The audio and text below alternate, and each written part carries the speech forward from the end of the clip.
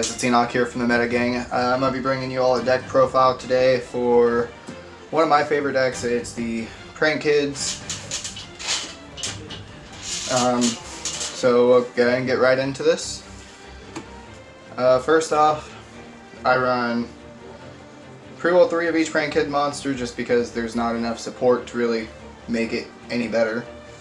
But I run 3 Lampsies. Essentially Lampsies if he's used for, well, this is goes for all of them, but anytime the Prank Kid main deck monsters get used for a Prank Kid's extra deck monster, being Link or Fusion, you can essentially do their effect to get more bodies on your board. So like with Lampsies, I'd burn my opponent for 500, and then I can special summon one Prank Kid's monster from my hand to art deck in defense position, except for Lampsies. Moving on with the next one, I run 3 of the Prank Kids Dropsies. It does the same thing pretty well as Lampsies, but you get to gain 1,000 life points and then special summon one Prank Kids monster from your hand, art deck, in defense position. I run 3 Fansies. They allow you to send one Prank Kid card from your deck to the graveyard, except for Fansies. And then you can special summon one Prank Kid monster from your hand or deck in defense position, except for Fansies. Then I run 3 Roxies. Again, if he's used for the Fusion to Link, what he does is you banish 1 card from your hand, you draw 1 card, and then you can special summon one Prank Kid monster from your hand or deck in defense position, except for himself. That's actually it for the Prank Kid monster lineup. To continue the monster lineup, I run 1 Dark Magician and 1 Red Eyes Black Dragon. This is for a card in the extra deck. We're going to go ahead and move on to hand traps. I run double Ghost Ogre. I run double Ash Blossom. I run 1 Ghost Bell and Haunted Mansion. And then I have the Red Blossom from Underroot, and then I also have the Effect Veiler. If I could find my other Red Blossom from Underroot, I would actually run the Effect Veiler, and that's just mostly because the Red Blossom, essentially you can special summon her by getting rid of a spell trap in either player's graveyard, but you can tribute her away and target 1 Fusion Synchro Xyz or Link monster in either graveyard, banish it, and then special summon one with a different from the one that you banished from your graveyard. So essentially, late game, if I would have, we'll say, a Battle Butler in grave, I can banish, we'll even say one of my own, we'll go with Doodle Doo to bring back my Battle Butler for free. But that ends my monster lineup. Going into spells, I run triple Prank Kid Place. When this card gets activated, you get to add 1 Prank Kid monster to your hand, and then once per turn, if you Fusion Summon, or except during damage step, you can have all monsters you control gain 500 attack, and then if you Link Summon, then you can make your opponent's monster lose 500 attack. Then I run triple Prank Kid Place.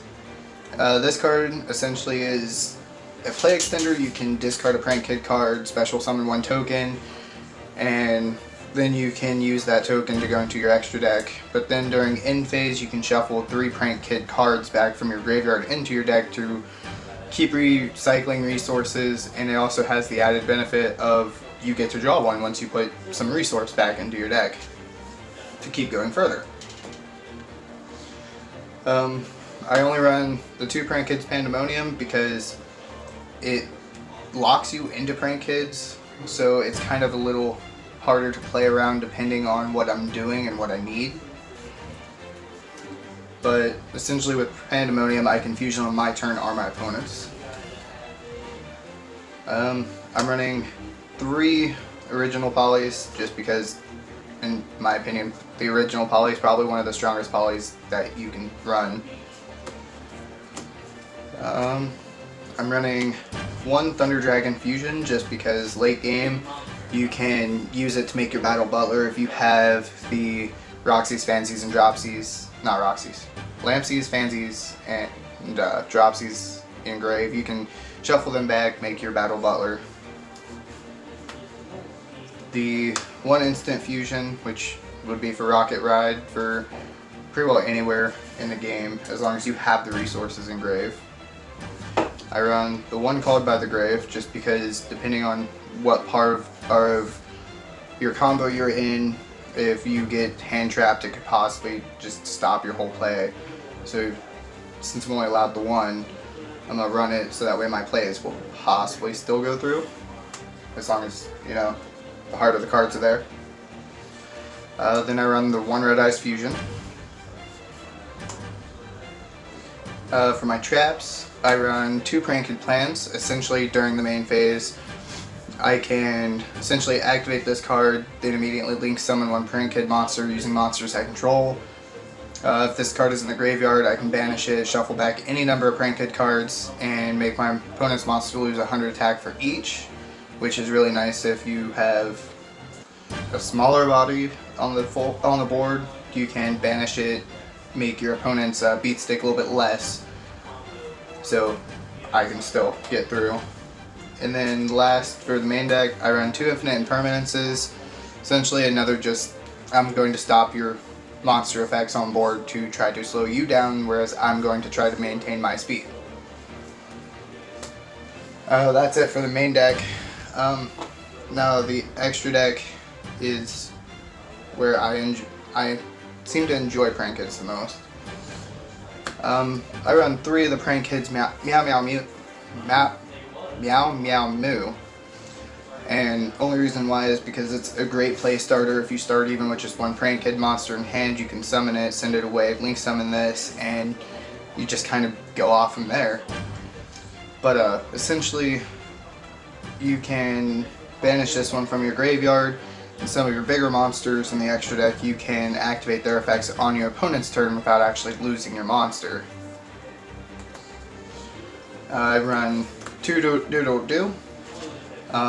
Essentially, when he's link summoned, I can add any Prank Kid spell from my deck to my hand, so I can choose if I need the place or the Pandemonium, depending. But I contribute the card, then I can add 2 different Prank Kid cards with different names from my graveyard, except for link monsters, to my hand, so I can recycle back my Prank Kid's place, my Pandemoniums. Even if I need to plan, I can still get plan back from grave. Then I run 2 Prank Kids Bow Wow Bark. He has the same effect as the Doodle Doo, but instead of tributing on my turn, I tribute on my opponent's turn. So I'd still be able to get whatever I need back, just on their turn and not mine.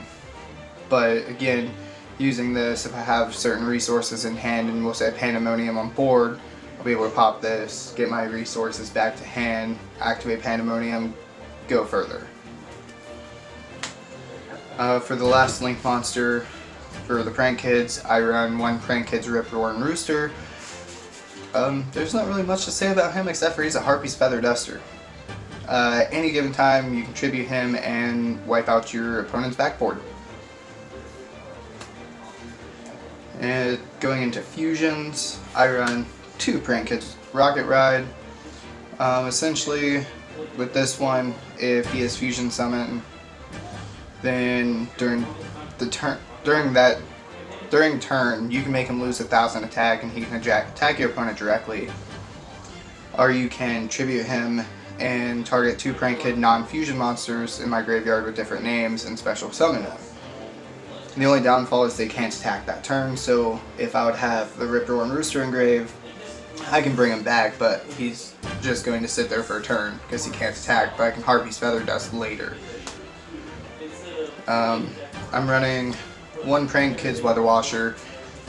Essentially, he's the Rocket Ride on my opponent's turn. I contribute him off, bring back 2 non-fusion monsters.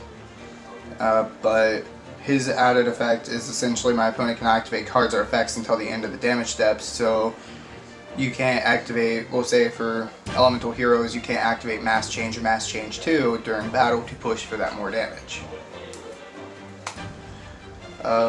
My last Prank Kids fusion monster, I run Prank Kids Battle Butler.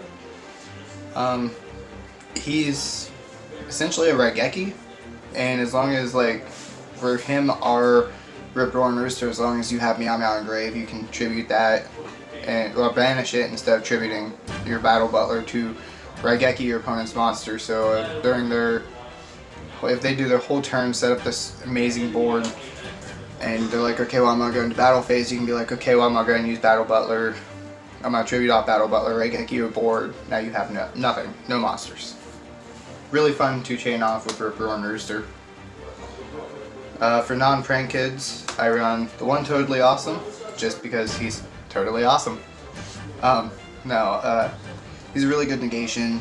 You pop it, and it kind of does things. Essentially, it negates. So, problematic card, I can negate it, get over it. And then I run one Predaplant Verte Conta, and that's just so that way, when I summon him, I can pay the 2,000, send the Red Eyes Fusion, activate Red Eyes Fusion, sending Dark Magician, Red Eyes, to get out the last card in my main deck, which is the Red Eyes Dark Dragoon. And he has the effect of popping a monster and then inflicting that damage to your opponent of its original attack. And then you can use the pop effect up to the number of times of normal monsters, so normally you will get that twice. And then when your opponent goes to activate a card or effect, you can quick effect discard one card, and if I do, you just negate destroy. He gains 1,000, so he can become a really big body. So, but that is my build for the prank kids. So, I hope you all enjoyed. Hopefully I gave you all some decent insight on the prank kids and my choices. So, like, subscribe, follow us on Instagram, YouTube, and we even have a Facebook. Like and subscribe to Metagame. Hit the bell icon. Trucking up all night, you. Put the light, you